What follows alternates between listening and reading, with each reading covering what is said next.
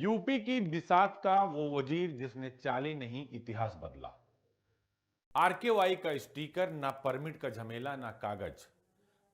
तेज रफ्तार से फर्राटा भरती थी हजारों ट्रकें। जी हां, नाम था बाहुबली रमाकांत यादव, जिसकी दहाड़ से उत्तर प्रदेश की सत्ता कांपती थी, जिसके नाम से पूर्वांचल के लोग हिल उठते थे।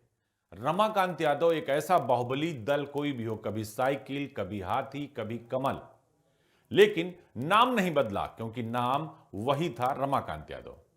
दोस्तों नमस्कार, मैं हूं अजीत प्रताप सिंह और आप देख रहे हैं मेरा number 1 show India news Uttar Pradesh Uttarakhand पर मठाधीश। मठाधीश में हर हफ्ते हम किसी एक बाहुबली की कहानी आपको बताते हैं, जिसके बारे में आपको पूरी जानकारी नहीं है। रमाकांत यादव जो आजमगढ़ के रहने वाले हैं, कई बार विधायक, सांसद, दल मायने नहीं रखता, व्यक्ति मायने रखता है। ये बात रमाकांत यादव ने अपनी ताकत, सत्ता के रसूख और अपने बाहुबल से साबित कर दिया। कभी साइकिल की सवारी की तो कभी हाथी पर सवार हो गए, कभी कमल ने उन्हें चुन लिया। लेकिन नाम नहीं बदला, रसूख नहीं बदला, सत्ता नहीं बदला, क्योंकि कहते हैं कि यूपी की बिसात का सबसे ताकतवर वजीर रमाकांत यादव था, जिसको चाहा जब चाहा चुनाव जिताया, अपने बेटे को भी विधायक बनाया, खुद विधायक रहा, खुद सांसद रहा, भाई भी विधायक रहा। कारनामे ऐसे कि उत्तर प्रदेश की सियासत में उनका नाम लेना जरूरी हो जाता है। तो आज आपको हम बाहुबली रमाकांत यादव की पूरी कहानी दिखाएंगे, जो कभी सत्ता सिंहासन को डराता था, जिसके इशारे पर सत्ता चलती थी, आज वो जेल की सलाखों में है और सारे पत्ते बिखर गए हैं, यानी रसूख खत्म हो गया, क्योंकि सरकार बदल गई है। तो देखिए रमाकांत यादव की पूरी कहानी मेरे साथ मठाधीश में। उत्तर प्रदेश की सियासत में कुछ नाम पोस्टर पर नहीं होते, सिस्टम के भीतर लिखे होते हैं। आजमगढ़ का भी एक नाम ऐसा ही है, जहां समाजवाद सिर्फ नारा था, लेकिन सत्ता की असली भाषा कोई और था। और वो कौन था जिसके सामने ये सत्ता की भाषा असल में रसूख में बोली जाती थी? और उस भाषा का सबसे बड़ा नाम था बाहुबली रमाकांत यादव। वो सिर्फ नेता नहीं था, वो एक असर था। अखाड़े की धूल में जिसने अपनी ताकत गढ़ी, और आजमगढ़ ही नहीं, पूर्वांचल में अपनी ताकत का एहसास कराया। इतना ही नहीं, राजनीति के मैदान में दबदबे की फसल भी उगा दी। प्रधानी का चुनाव हो, विधायकी का चुनाव हो, सांसदी का चुनाव हो, कुर्सी उसके लिए छोटी पड़ गई। ब्लॉक प्रमुख की कुर्सी सिर्फ एक पड़ाव बनी रमाकांत यादव के लिए, क्योंकि उसका निशाना कहीं और था। उसका कद कुर्सियों से नहीं, खौफ से था और पकड़ से नापा जाता था। इतना ही नहीं, आजमगढ़ की गलियों में रमाकांत यादव और उसके भाई उमाकांत यादव के नाम से लोग थर थर कांपते थे। उसके नाम से दरवाजा खुलते थे, उसके नाम से दरवाजे बंद होते थे, और जरूरत पड़ने पर वो आवाजें भी बंद कर देता था। इसका मतलब समझ रहे होंगे दोस्तों आप, कि आवाजें बंद हो जाती थी या फिर चीख में बदल जाती थी। पार्टी कोई भी हो, चुनाव वही जीतता था जिसके पीछे रमाकांत यादव का इशारा होता था। और यही वजह है कि ये कहानी सिर्फ एक व्यक्ति की नहीं है, ये कहानी उस दौर की है। ये कहानी सियासत के उन चेहरों की है जो चेहरे पहचान बन गए, दबदबे से चलाई जाती थी जिनकी सियासत, जिनके नाम से ही राजनीति में लोग आगे बढ़ते थे। उनको लगता था अगर रमाकांत यादव हमें पहचान लेंगे बड़ी भीड़ में, तो मैं युवा नेता बन जाऊंगा और मैं अगली पंक्ति का नेता बन जाऊंगा। पूर्वांचल की वो धरती जहां की हवाओं में आज भी बारूद और बयानों की गंध घुली है, उस धरती का सबसे चर्चित किरदार है रमाकांत यादव। कुश्ती के दांवपेच अखाड़े में सीखे थे, लेकिन राजनीति की बिसात पर कब किसको चित करना है, ये हुनर रमाकांत को विरासत में मिला था। पुरानी जीप पर सवार रमाकांत, पीछे समर्थकों का हुजूम। वो जमाना अलग था, जब नेता का रसूख उसकी रैलियों की भीड़ से नहीं, बल्कि उसके पीछे चलने वाले दम से तय होता था। नेताजी के सबसे भरोसेमंद योद्धा रमाकांत ने जब समाजवादी पार्टी की साइकिल थामी, तो आजमगढ़ विरोधियों के लिए नो एंट्री जोन बन गया। विचारधाराओं की बेड़ियां उन्हें कभी बांध नहीं पाई। वो कभी हाथी पर सवार हुए, तो कभी कमल खिलाया, पर उनका अपना रुतबा कभी कम नहीं हुआ। 2014 का वो मुकाबला जब चेले ने गुरु को ही चुनौती दे डाली, ये हार कर भी जीत गए, क्योंकि उन्होंने साबित कर दिया कि आजमगढ़ में सिक्का सिर्फ उनका चलता है। भारी सुरक्षा के बीच रमाकांत का भाषण नहीं है, या फिर पूर्वांचल की उस राजनीति की तस्वीर है जहां रसूख, रिश्ते और रुतबा कानून से आगे निकल जाते हैं, यानी कानून अपना सर झुका देता है। आज के इस कार्यक्रम में हम आपको विशेष तौर से कई बातें रमाकांत यादव से जुड़ी बताएंगे भी और दिखाएंगे भी कि कैसे एक नाम पूरे इलाके की सियासत पर भारी पड़ जाता है, जिसका स्टिकर ही देखते ही पुलिस हो, आरटीओ उनकी गाड़ियों को छोड़ देता है। कैसे आजमगढ़ से सत्ता के केंद्र तक रमाकांत यादव की कहानी अब इंडिया न्यूज पर। सियासत के अखाड़े में कई पहलवान उतरे, कई धूल चाट गए, कई चमक गए, लेकिन उत्तर प्रदेश की मिट्टी में एक ऐसा नाम उभरा जिसने पार्टी के झंडे को नहीं, बल्कि झंडे ने जिसके नाम को चुना। आजमगढ़, जहां की हवाओं में समाजवाद का इत्र है, लेकिन जिसकी मिट्टी में रमाकांत के दबदबे की गंध है। वो शख्स जिसने सत्ता की सीढ़ियां खून, पसीने और बारूद की महक से सींची। अखाड़े का वो दांव जिसने लखनऊ से दिल्ली तक की बिसात पलट दी। आज इंडिया न्यूज पर जमीन से जमीन की धड़कन तक देखिए रमाकांत यादव की वो अनकही दास्तान। आजमगढ़ एक जिला, एक पहचान, लेकिन एक पहचान के पीछे एक चेहरा ऐसा था जिसकी खामोशी में भी तूफान की आहट सुनाई देती थी। रमाकांत यादव एक नाम नहीं, एक दौर है। वो दौर जहां कानून की किताब से ज्यादा एक बाहुबली की जुबान पर भरोसा किया जाता था। मिट्टी की सौंधी खुशबू और अखाड़े की कसरत। रमाकांत ने कुश्ती के पैतरे बाद में सीखे। सत्ता को पटखनी देने का हुनर उन्हें पैदाइशी मिला था। आजमगढ़ जहां की मिट्टी में बगावत और सियासत दोनों का डीएनए है, लेकिन इस जमीन पर एक ऐसा दौर भी आया जब सिस्टम की फाइलें बाद में खुलती थी और रमाकांत यादव का फरमान पहले पहुंचता था, क्योंकि सबको पता था कि रमाकांत यादव ही सिस्टम है, सियासत है, सत्ता है और रसूख है। सरावा गांव की उस धूल भरी पगडंडी से लेकर सत्ता के गलियारों तक एक ऐसा सफर जहां 8वीं फेल एक लड़के ने खौफ की ऐसी दास्तान लिख दी, रसूख की ऐसी नई इबारत लिख दी कि वो बाहुबली से माननीय बनने और फिर सलाखों के पीछे पहुंचने की वो पूरी दास्तान है, जिसमें सत्ता भी है, सियासत भी है, संग्राम भी है और बगावत भी है, जिसे यूपी की सियासत कभी भूल नहीं पाएगी। 1 जुलाई 1957 पिता सेक्रेटरी थे, नाम श्रीपति यादव था। उनके घर एक बेटे ने जन्म लिया, नाम रखा गया रमाकांत यादव।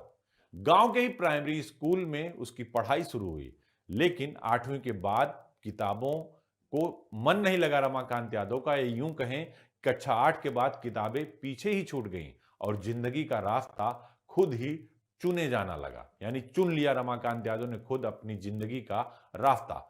शुरू से ही काफी गुस्सैल मिजाज रमाकांत यादव अकेला नहीं था।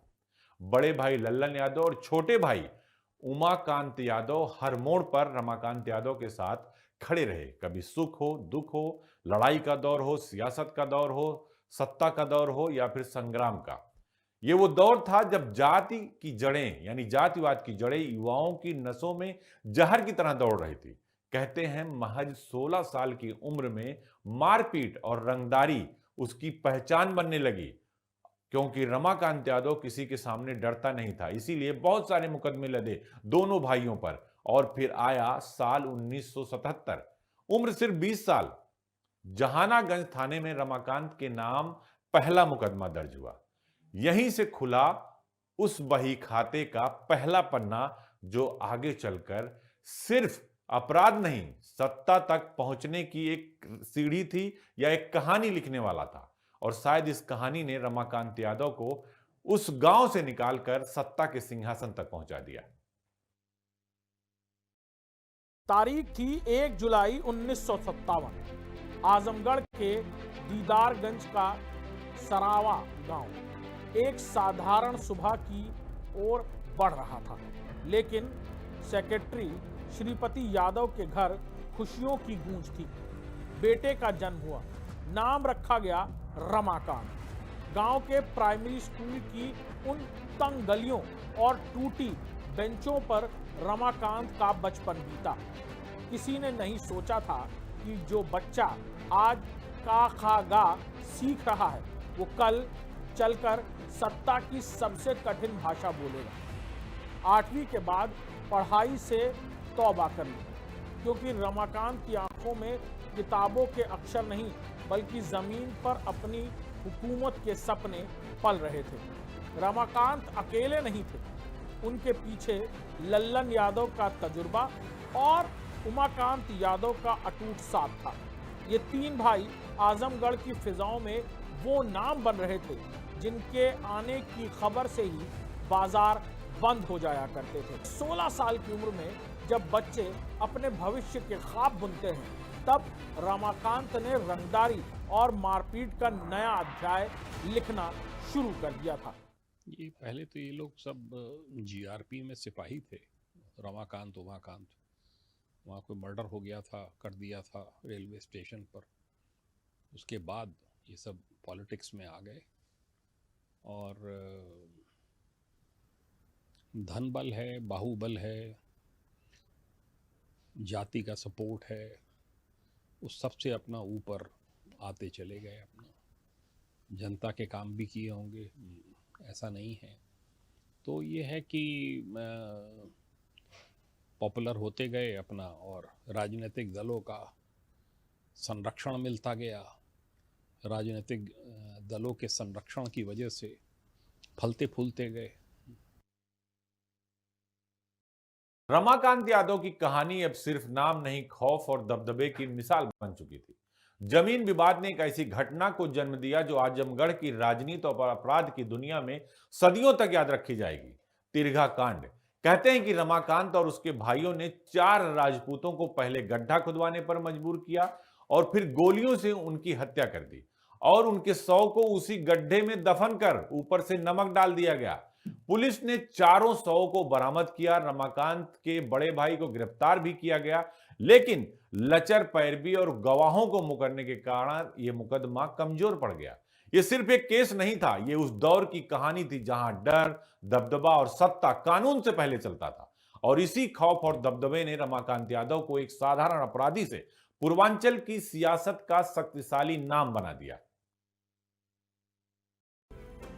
जुर्म की दुनिया में कई कहानियां सुनी होंगी, लेकिन आजमगढ़ के इतिहास में एक ऐसा काला पन्ना दर्ज है जिसे सुनकर रूह कांप जाएगी। तिरघा कांड। एक ऐसी वारदात जहां मौत से पहले मजदूरी कराई गई, जहां गोलियों की गूंज से पहले कुदालों की आवाज सुनाई गई। जमीन की भूख और रसूख की सनक ने रमाकांत यादव को उस मोड़ पर खड़ा कर दिया जहां कानून बौना साबित हुआ और खौफ मसीहा बन गया। आजमगढ़ के तिरघा इलाके में साल बदल रहा था, लेकिन रमाकांत के इरादे वही थे। जमीन पर कब्जा और विरोधियों का अंत। कहा जाता है कि जमीन के एक मामूली विवाद ने रमाकांत के भीतर के उस दैत्य को जगा दिया जिसने इंसानियत को शर्मसार कर दिया। आरोप लगा कि रमाकांत और उसके भाइयों ने 4 ठाकुरों को अगवा किया और फिर जो हुआ वो किसी डरावनी फिल्म से कम नहीं था। उन चारों बदनसीबों से पहले उनकी ही कब्र खुदवाई गई। तो बदनसीब नहीं जानते थे कि जिस जमीन को वो खोद रहे हैं वही उनका अंतिम ठिकाना बनने वाला है। जैसे ही गड्ढा तैयार हुआ, गोलियों की तड़तड़ाहट ने सन्नाटा खींच दिया। चारों की हत्या कर उनके शवों को उसी गड्ढे में दफना दिया गया। लेकिन क्रूरता यहीं खत्म नहीं हुई। शव जल्दी गल जाएं और सबूत मिट्टी में मिल जाएं, इसके लिए लाशों के ऊपर बोरियों से नमक डाला गया। जब पुलिस ने तिरघा की उस मिट्टी को खोदा और 4 भाइयों के शव बरामद हुए तो पूरे प्रदेश की सियासत में भूचाल आ गया। देखिए, आजमगढ़ हमेशा से अपराधियों की जमीन रही है। वहाँ बहुत बड़े बड़े खूंखार अपराधी पैदा हुए हैं और रमाकांत यादव भी उन्हीं अपराधियों में एक था। भले ही एक साधारण परिवार था, लेकिन इसकी पृष्ठभूमि जैसे जैसे यंग होता गया, जवान होता गया, इसकी अपराध में लिप्त होता गया और अपराध का इतना बड़ा आतंक आजमगढ़ में इसका हो गया, इसका इतना बड़ा आतंक हो गया कि कोई भी पद उसके लिए, राजनीतिक पद उसके लिए छोटे लगने लगे। सभी पदों पर उसने विजय की, कोई प्रधानी नहीं खड़ा होता था, ब्लॉक प्रमुख हो जाता था या जिला पंचायत सदस्य, मतलब जिसको भी चाहता था, जिसको समर्थन करता था, वही चुनाव जीतता था। लेकिन ये प्रवृत्ति, चूँकि अपराधियों की प्रवृत्ति होती है, वो किसी के संरक्षण नहीं पलते हैं, तो उनको संरक्षण मिलता रहता है, तभी वो आगे बढ़ते हैं। संयोग से यादव नाम जुड़ा था, यादव की सरकार भी थी, समाजवादी पार्टी से इनको संरक्षण भी मिल चुका था, मुलायम सिंह यादव जी संरक्षण भी देते थे, इसलिए इनके अपराध में प्रतिदिन दिनों दिन वृद्धि होती गई और इनका आजमगढ़ में आतंक छा गया। रमाकांत यादव नाम सिर्फ अपराध की दुनिया में नहीं, पूर्वांचल की राजनीति की गलियों में भी घुसता था। उसके कांड चर्चित हुए तो रसूख भी बना। इलाके के नौजवानों ने उसे देखा रॉबिन हुड की तरह, जो गरीबों का दोस्त और ताकतवर का डर। कहा जाता है कि रमाकांत यादव मुस्लिम समीकरण बनाने में माहिर था और उसे राजनीति की बारीकियां भी अच्छे से आती थी। 80 के दशक में जब पार्टियों के पावर और पैसे वाले लोग चाहिए थे तो रमाकांत ने मौका हाथ से जाने नहीं दिया। सिर्फ 28 साल की उम्र में कांग्रेस ज्वाइन कर लिया। 1985 में फूलपुर सीट से पहला चुनाव लड़ा। उसके पहले ही चुनाव ने उसके इलाके का विधायक बनकर सियासत में कदम रख दिया। लेकिन हवा बदल रही थी, बसपा यूपी में पांव पसार रही थी। रमाकांत यादव ने समय की दिशा पढ़ ली और 1989 में बसपा के टिकट पर चुनाव लड़ा और जीत गया। लगातार दूसरी बार विधायक बना, लेकिन सियासत की सत्ता के साथ उसके क्रिमिनल केस भी बढ़ते गए। 1991-93 में सपा के टिकट पर चुनाव लड़ा और जीत हासिल की। 95 में लखनऊ का गेस्ट हाउस कांड भी उसके नाम से जुड़ गया। सियासत में कुछ लोग लहरों पर सवार होते हैं और कुछ खुद समंदर की लहर बन जाते हैं। आजमगढ़ की वो जमीन जहां समाजवाद ने नारों के नीचे दबदबे की इबारत लिखी गई और उस इबारत का सबसे स्याह और सुर्ख नाम है रमाकांत यादव। ऐसा चेहरा जिसके एक हाथ में जनता का दुख था और दूसरे हाथ में रसूख का वो डंडा जिसकी चोट लखनऊ तक महसूस होती थी। अखाड़े से विधानसभा और तिरघा कांड से गेस्ट हाउस कांड तक आजमगढ़ के नौजवानों के लिए वो सिर्फ एक नाम नहीं, एक जुनून था। जुर्म की दुनिया में तिरघा कांड जैसे दहला देने वाले किस्से मशहूर हुए तो रमाकांत ने उसे अपनी ताकत बना दिया। उसने बड़ी चालाकी से खुद को गरीबों का मसीहा यानी रॉबिन हुड साबित किया। वो जानता था कि सिर्फ गोलियों से राज नहीं किया जा सकता, इसलिए उसने यादव और मुस्लिम वोटों की ऐसी केमिस्ट्री बुनी कि आजमगढ़ की चुनावी जमीन साफ हो गया था।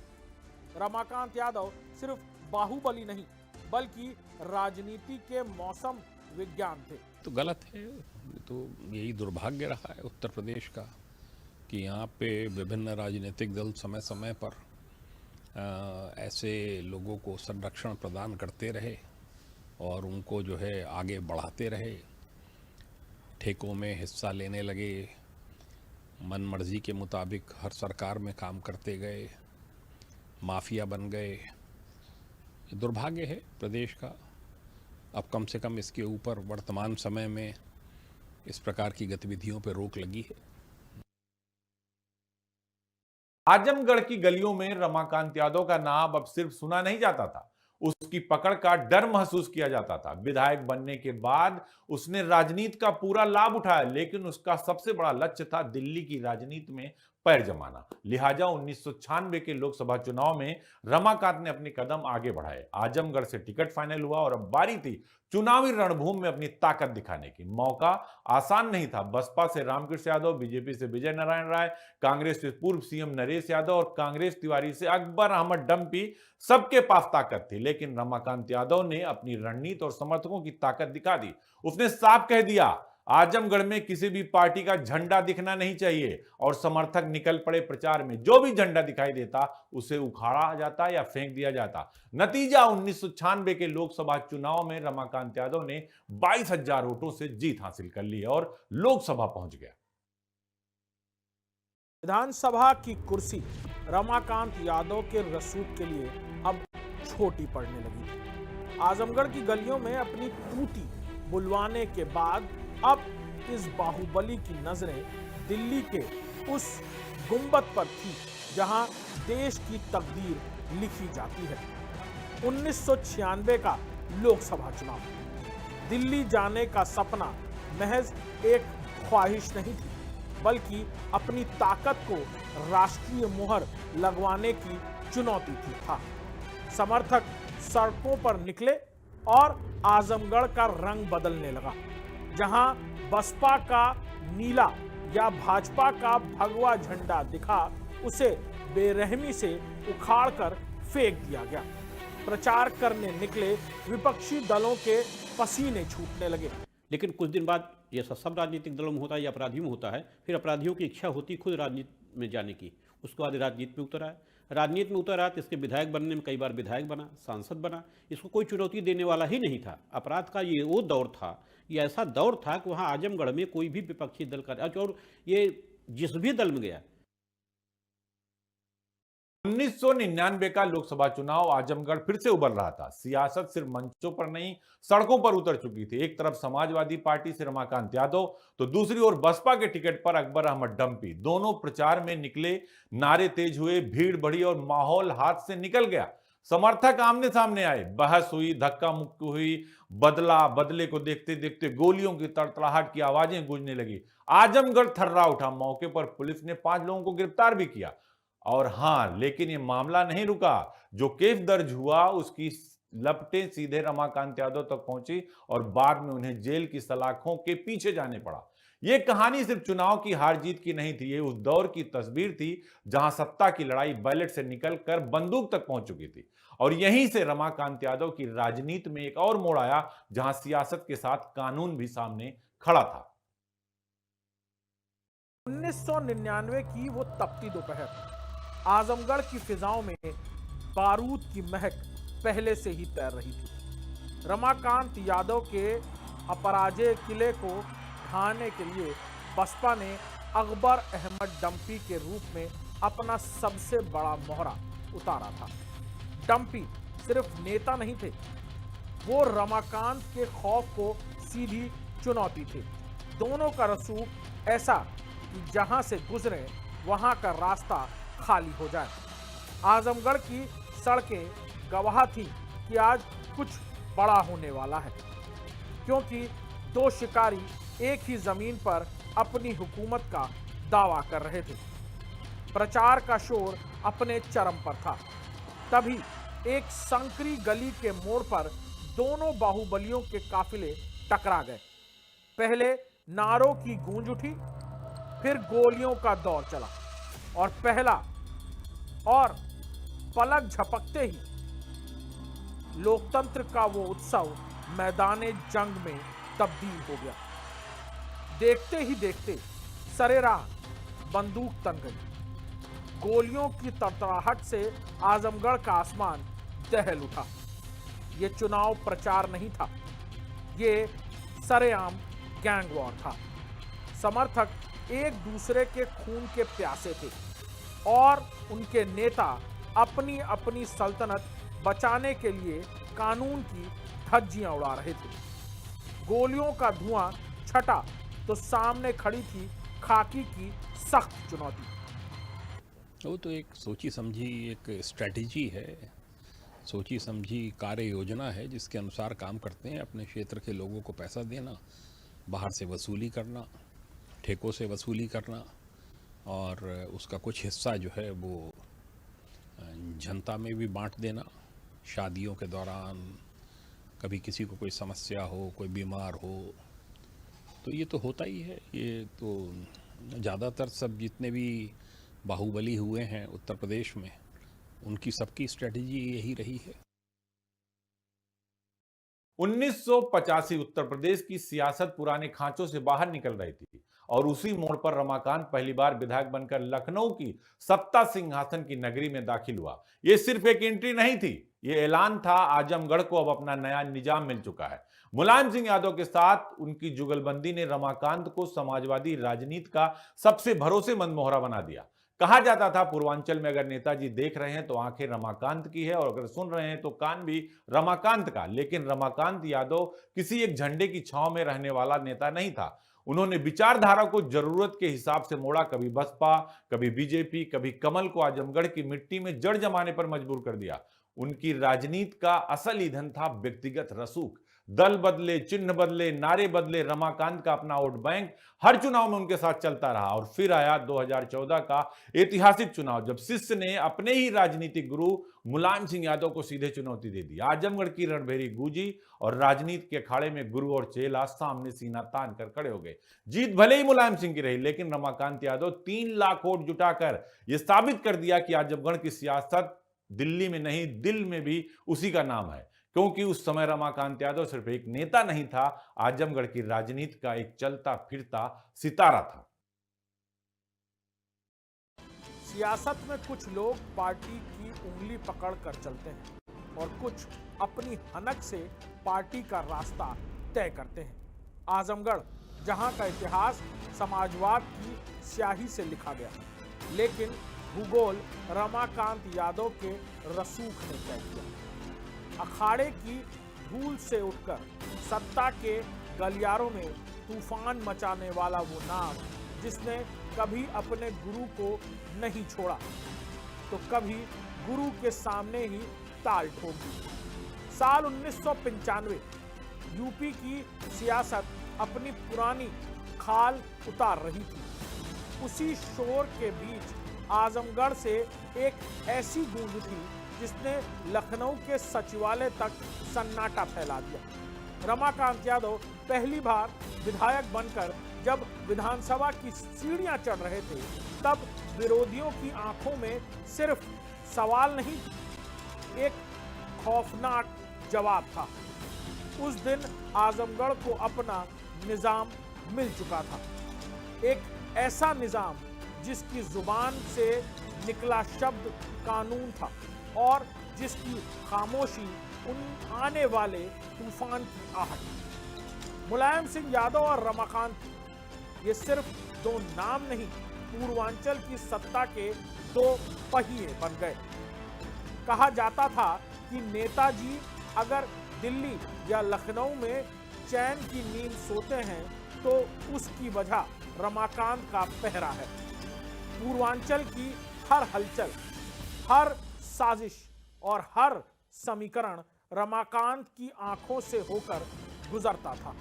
सिपाही थे उमाकांत यादव तो सिपाही था, उसके बारे में पूरी तरह जानता हूँ। रमाकांत यादव का मैं नहीं समझ पाता हूँ उसने चुनाव नौकरी की थी कि नहीं की थी, लेकिन उमाकांत यादव सिपाही था और उसी से अपराध जगत की बढ़ा है। जैसे लोगों में बढ़ा, जैसे संपर्क बढ़ते गए हैं तो उसमें बिल्कुल उसी से उसकी आपराधिक गतिविधियां उसी समय भी शामिल हो गई थी। जब वो सिपाही था, सिपाही की धौंस दिखाता था, सिपाही के बल पर करता था और उसके बल पर अपराध भी करता था, अपराधों में संलिप्त हो जाता था और उसी अपराधों में संलिप्तता के कारण ही उसे बर्खास्त किया गया था। और जब बर्खास्त किया गया तो इसने अपना गिरोह तैयार कर लिया तो वहाँ के एक नामी गामी गिरोह बन गया इसका। और वो खूंखार, जिसे कहते हैं खूंखार, जो है आप बदमाश कहते हैं, अपराधी था, वो खूंखार अपराधी था, है मतलब। 1999 वो साल जब सियासत सिर्फ बयानबाजी नहीं रही बल्कि लाशों की गवाही बनने लगी। राजनीतिक रंजिश के बीच पूर्व जिला पंचायत सदस्य डॉक्टर राम बहादुर यादव की हत्या का आरोप रमाकांत पर लगा। डॉक्टर राम बहादुर के बेटे जन्मेजय यादव का दावा था कि 1999 में रमाकांत यादव ने उनके पिता को अपने घर बुलाया, लेकिन उसके बाद वो कभी वापस नहीं लौटे।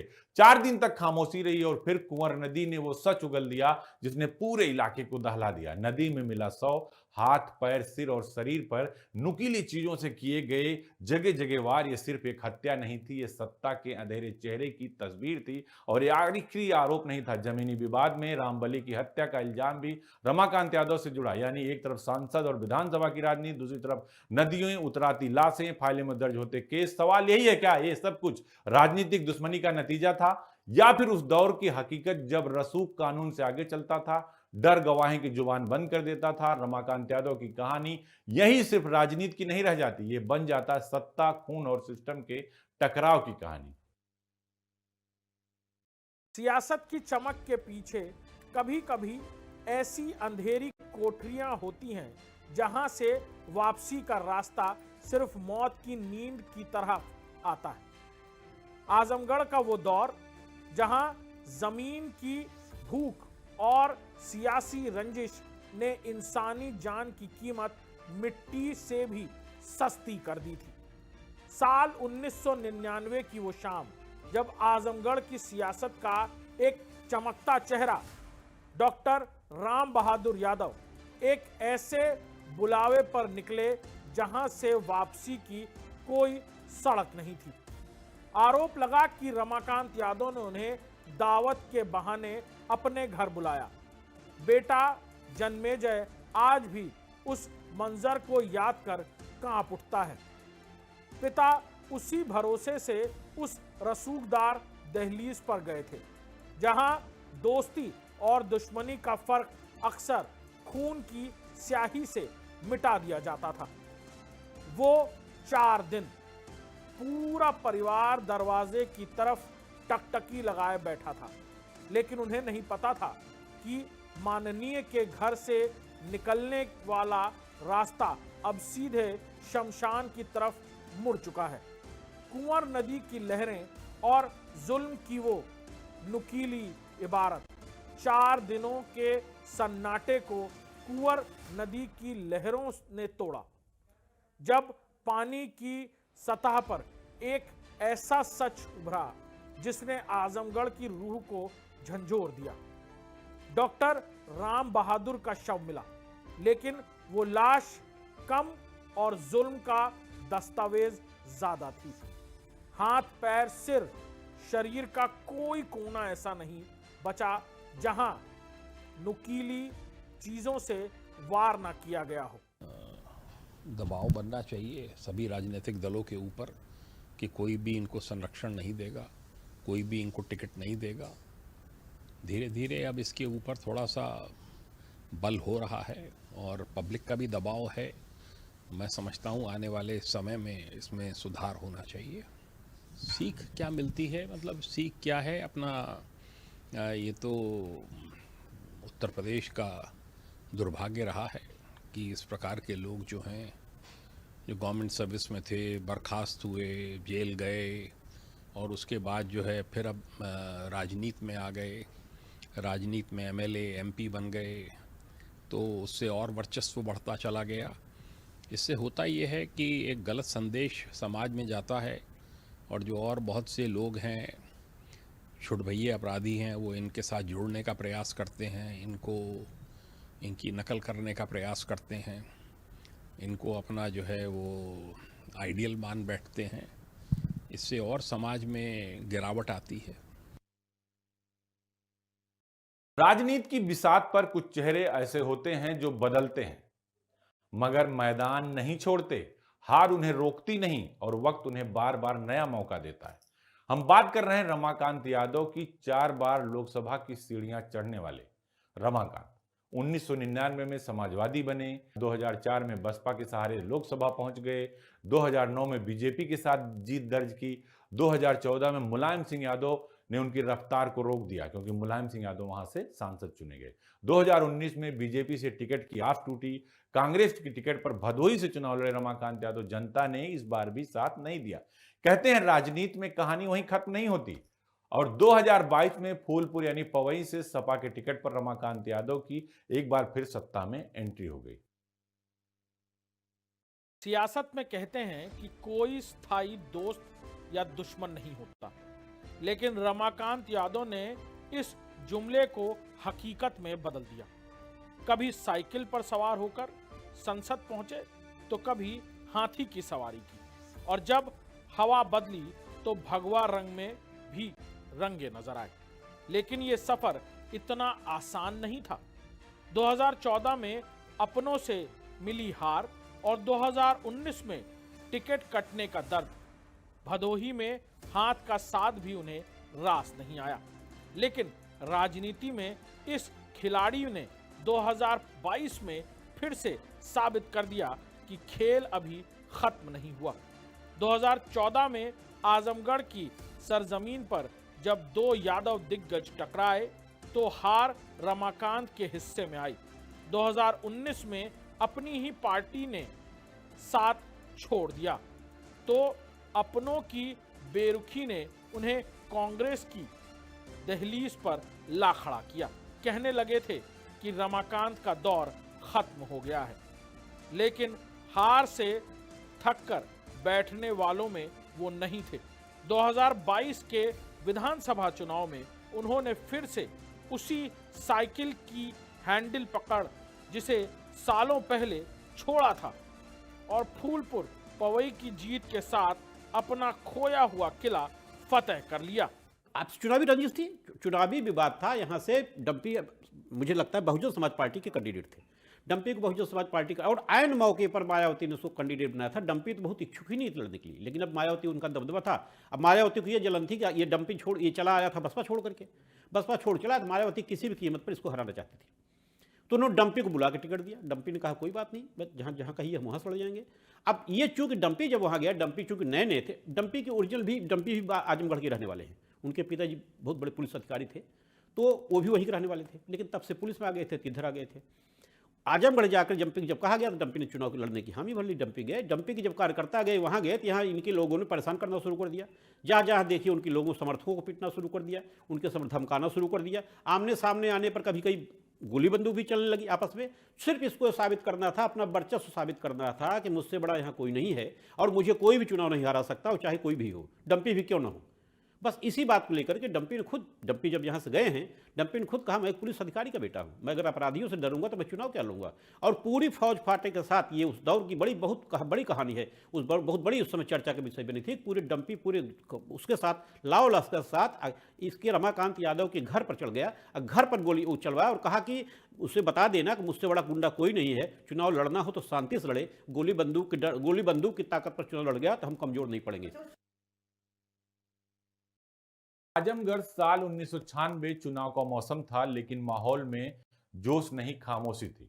पूर्व मुख्यमंत्री राम नरेश यादव कांग्रेस की टिकट पर चुनाव मैदान में थे और प्रचार भी कर रहे थे। समर्थक गली गली पहुंचे, हाथों में झंडा, जुबान पर अपील। लोग झंडा लेते थे लेकिन लगाते नहीं थे, कहते थे वोट दे देंगे लेकिन झंडा नहीं। क्यों? जवाब होता था रमाकांत यादव, पूरा नाम लेने की जरूरत नहीं है, RKY लोग बोलते थे।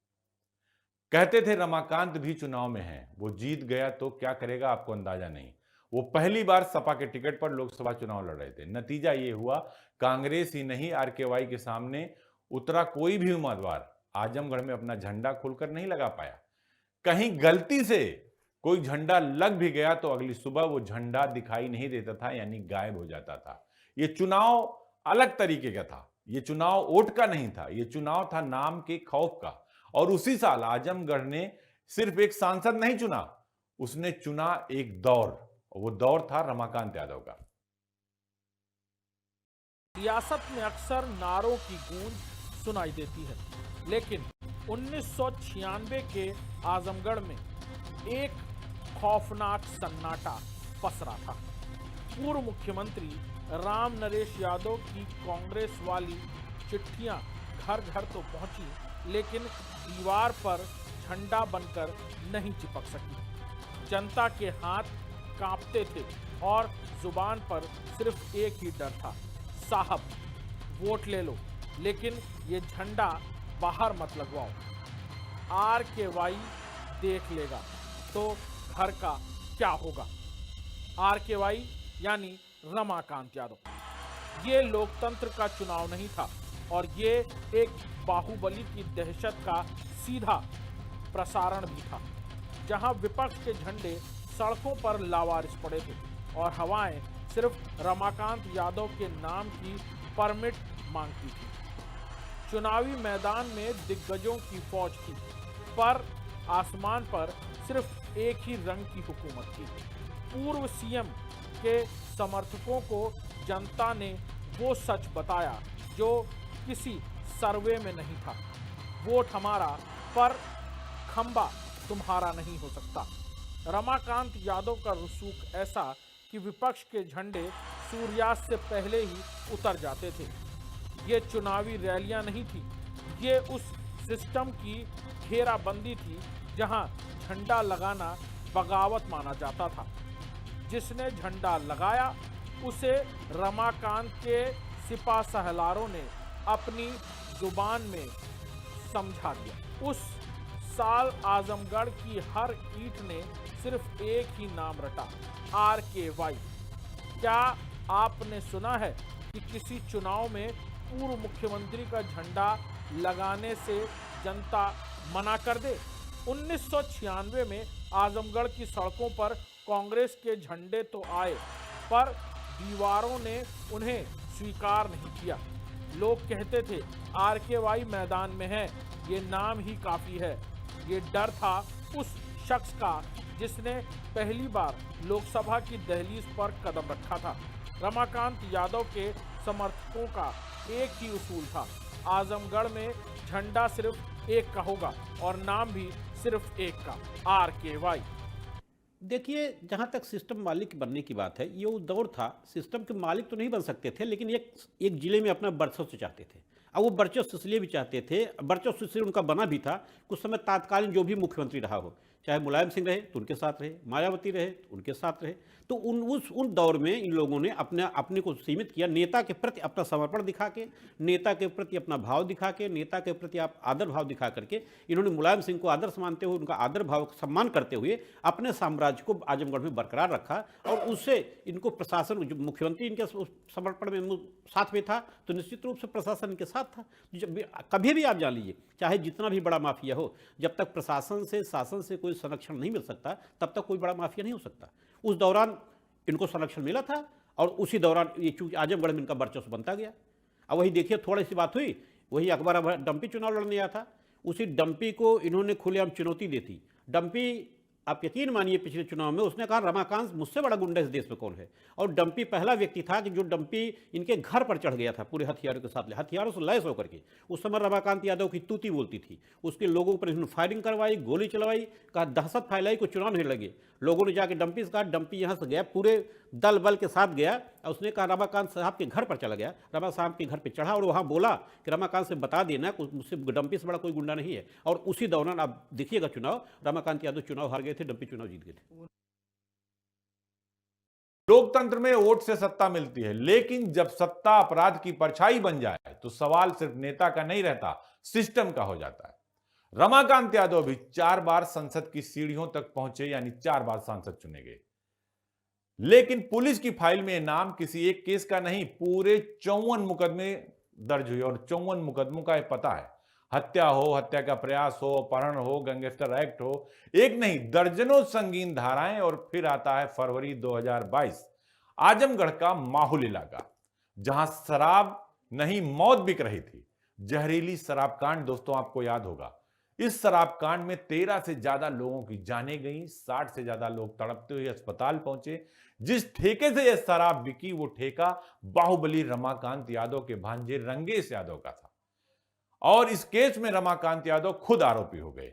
आज वही नेता जो मंच से सत्ता को ललकारता था, जो बयानों से सियासत में आग लगाता था, जिसके इशारे पर सत्ता चलती थी, आज वही जेल की सलाखों के पीछे पहुंच गया। कहते हैं वक्त जरूर बदलता है, इसलिए जब अपनी बारी आए तो उसका इस्तेमाल सही तरीके से करना चाहिए। शायद ये बात वो आजमगढ़ के बाहुबली रमाकांत यादव भूल गए थे।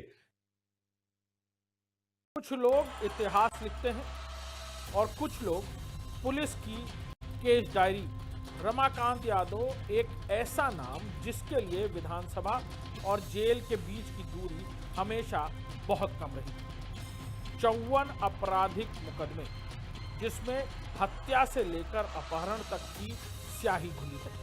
लेकिन जब 2022 में माहौल की हवाओं में जहरीली शराब का बारूद घुला तो 13 लाशों ने इस बाहुबली के रसूख को हमेशा के लिए सलाखों के। पूर्वांचल की राजनीति में रमाकांत यादव एक ऐसा नाम रहा जिसके साथ असर भी जुड़ा रहा और डर की चर्चा भी। कहा जाता है कि जिले के करीब 80% ठेके और पट्टों पर रमाकांत यादव का दबदबा था। सरकार चाहे जिसकी रही हो, लेकिन आजमगढ़ की सरकार रमाकांत यादव थे। इन ठेकों तक पहुंचने की हिम्मत कम ही लोगों ने दिखाई। कोई टेंडर नहीं डालता था। आजमगढ़ से सोनभद्र तक सैकड़ों ट्रक सड़कों पर चलते थे। इन गाड़ियों पर लगे आरकेवाई के स्टिकर को ही परमिट और पहचान माना जाता था। पुलिस और परिवहन विभाग की हिम्मत नहीं होती थी कि इन गाड़ियों को रोक दे। इनको रोकने से वो बचते थे। पुलिस रिकॉर्ड के मुताबिक रमाकांत यादव पर हत्या के प्रयास, अपहरण, गैंगस्टर एक्ट समेत 54 आपराधिक मुकदमे दर्ज थे। वही रमाकांत यादव जेल में थे। लेकिन सवाल अब भी कायम है, क्या पूर्वांचल की राजनीति वाकई बाहुबल से बाहर आ पाई है या फिर नहीं? ये कई सारे सवाल हैं, क्योंकि सरकार बदली, सत्ता बदली और सत्ता का मुखिया बदला तो उत्तर प्रदेश से माफियाओं का सफाया शुरू हो गया और ऐसे माफियाओं की सामत आ गई। अपराधी कोई भी हो, मुख्तार हो, अतीक हो, रमाकांत यादव हो, विजय मिश्रा हो, या तो ऊपर हैं या फिर सलाखों के पीछे। सड़कें सरकारी थी, लेकिन उन पर राज आरकेवाई यानी रमाकांत यादव का था। जब आजमगढ़ से सोनभद्र की पहाड़ियों तक धूल उड़ती तो समझ लो रमाकांत के 200 हाथियों का रेला निकल रहा है। वो गाड़ियां नहीं, गरजते हुए वो किले थे जिन पर लगा एक स्टिकर बड़े बड़े अफसरों की बोलती बंद कर देता था। ना कागज की जरूरत, ना परमिट का दरकार, बस 3 अक्षर आरकेवाई। जिले के 80% ठेके उनकी जेब में थे और कानून उनके दरवाजे पर दस्तक देने से पहले 100 बार सोचता था। पर वक्त की फितरत है बदलना। वहीं 54 मुकदमों की फाइलें उस स्टिकर वाले रसूख को जेल की दीवारों में चुन रही हैं। कहते हैं सत्ता की अपनी एक गंध होती है, लेकिन रमाकांत यादव के दौर में सत्ता से ज्यादा डीजल और बारूद की गंध थी। 200 ट्रकों का वो काफिला जो बिना रुके सरहदों को लांघ जाता था, क्योंकि उन पर किसी विभाग की नहीं बल्कि एक बाहुबली की मोहर लगी थी, आरकेवाई। ये सिर्फ नाम नहीं, एक रमाकांत सरकार थी। ठेका कोई भी हो, दस्तखत रमाकांत के ही होते थे। पर अफसोस, जिस सड़क पर उन्होंने अपना साम्राज्य बनाया, उसी सड़क पर बिखरी जहरीली शराब ने उनके रसूख के पहिए जाम कर दिए। आज रिकॉर्ड में 54 मुकदमे दर्ज हैं और रसूख सलाखों के पीछे दफन है। इतिहास गवाह है, जंगल में कानून नहीं दहाड़ चलती है। आजमगढ़ से सालों तक एक ही दहाड़ गूंजी, रमाकांत यादव। 200 ट्रक, 80% पट्टे और एक ऐसा स्टिकर जो पुलिस की वर्दी पर भारी था। लोग कहते थे उनके ट्रक को रोकने के लिए कलेजा चाहिए था, जो किसी अफसर के पास नहीं था। 54 मुकदमों का ताज पहनकर घूमने वाले ये सुल्तान माहौल के गुनहगारों की फहरिस्त में सबसे ऊपर हैं। रसूख की वो गाड़ियां अब नहीं दिखती, अब बस पुलिस की वैन दिखती है जो बाहुबली को तारीखों पर ले जाती है। उत्तर प्रदेश की सियासत में कुछ नाम पोस्टर पर नहीं होते, सिस्टम के भीतर लिखे होते हैं। आजमगढ़, जहां समाजवाद सिर्फ एक नारा नहीं था, लेकिन सत्ता की असली भाषा रसूख से बोली जाती थी और उस भाषा का सबसे बड़ा नाम था रमाकांत यादव। वो सिर्फ एक नेता नहीं थे, वो एक असर है। अखाड़े की धूल में जिसने अपनी ताकत गढ़ी और राजनीति के मैदान में दबदबे की पूरी फसल उगा दी। प्रधानी से शुरू हुआ सफर संसद तक पहुंचा, लेकिन उसका कद कुर्सियों से नहीं, खौफ और पकड़ से नापा जाता था। आजमगढ़ की गलियों में उसका नाम दरवाजे खुलवाता भी था और जरूरत पड़ने पर दरवाजे बंद भी कर देता था। उस शख्स की अनकही दास्तान जिसने कानून की किताब से ज्यादा अपनी जुबान पर हुकूमत की। सियासत में रसूख की उम्र उतनी ही होती है जितनी लंबी कानून की चुप्पी होती है। रमाकांत यादव का जेल जाना एक बाहुबली के युग के अंत की शुरुआत है या महज एक ठहराव, ये तो वक्त बताएगा। आज के मठाधीश की कहानी में हमने उस आरकेवाई का बाहुबल, सत्ता सिंहासन का जोर दिखाया जिसे रमाकांत यादव, आरकेवाई का मतलब रमाकांत यादव। मैंने पहले भी कहा, ना कागज का झमेला, ना परमिट का झमेला। ट्रक के ऊपर अगर आरकेवाई लिखा है तो आरटीओ और पुलिस रोकने की हैसियत नहीं रखती थी। अगर रोकते थे तो तबादले हो जाते थे, उनके खिलाफ जांचें शुरू हो जाती थी। रमाकांत यादव लगातार कई बार सांसद रहे, विधायक रहे, एक गांव से निकले, ब्लॉक प्रमुख के चुनाव की लड़ाई से लेकर लोकसभा की लड़ाई तक। लेकिन एक दिन ऐसा है, कहते हैं अत कितने दिन, गांव में कहावत है, जितने दिन चल जाए उतने दिन। रमाकांत यादव इस बात को भी नहीं समझते थे कि शायद उनका समय खराब हो जाए। दल कोई भी हो, रमाकांत यादव हर बार सत्ता की सीढ़ी पर चढ़ने में कामयाब हो जाते थे। वो चाहे उत्तर प्रदेश की विधानसभा हो या फिर देश का संसद यानी लोकसभा हो, हर बार दल बदल देते थे, लेकिन आजमगढ़ के लोगों का दिल नहीं बदलने देते थे रमाकांत यादव। हर बार चुनाव जीत जाते थे। लेकिन 2014 में जब मुलायम सिंह यादव समाजवादी पार्टी के मुखिया और उत्तर प्रदेश में अखिलेश यादव की सरकार थी, अखिलेश खुद मुख्यमंत्री थे, जब आजमगढ़ से चुनाव लड़े तो रमाकांत यादव को हार का सामना करना पड़ा। लेकिन 3 लाख से अधिक वोट पाकर रमाकांत यादव ने मुलायम सिंह यादव यानी नेताजी को भी यह बता दिया कि उनका चेला कमजोर नहीं है। चुनाव भले ही हार गया हो, लेकिन शराब के ठेके, नकली शराब पीने से 13 लोगों की मौतें, 65 लोगों की तड़पती जो है जाने, अस्पताल का खचाखच वो माहौल, रमाकांत यादव और उनके भांजे, उनके भतीजों को जेल की सलाखों के पीछे पहुंचा दिया। शायद रमाकांत यादव ये भूल गए थे कि उत्तर प्रदेश की सत्ता अब योगी आदित्यनाथ के हाथ में है। सत्ता बदल चुकी है, सिंहासन बदल चुका है और सिंहासन पर बैठने वाला राजा भी बदल चुका है। शायद ये बात रमाकांत यादव को नहीं पता था कि योगी सरकार में क्राइम और करप्शन का जो जीरो टॉलरेंस की नीति है, उस नीति के दायरे में रमाकांत यादव आ जाएंगे। इसीलिए मैं कहता हूं, जिसके डर से सत्ता और सिंहासन कांपता था, आज वो जेल की सलाखों के पीछे बंद है। उसे सुनने वाला कोई नहीं है, उसे जानने वाला कोई नहीं है, क्योंकि वक्त बदल गया। कहते हैं साहब, वक्त तो जरूर बदलता है, सिर्फ आप अपनी बारी का इंतजार करिए। शायद ये बात रमाकांत यादव को याद नहीं था। नमस्ते, मठाधीश में आज इतना ही। अगले शो में हम फिर किसी नए बाहुबली से आपका परिचय कराएंगे और पूरी कहानी दिखाएंगे।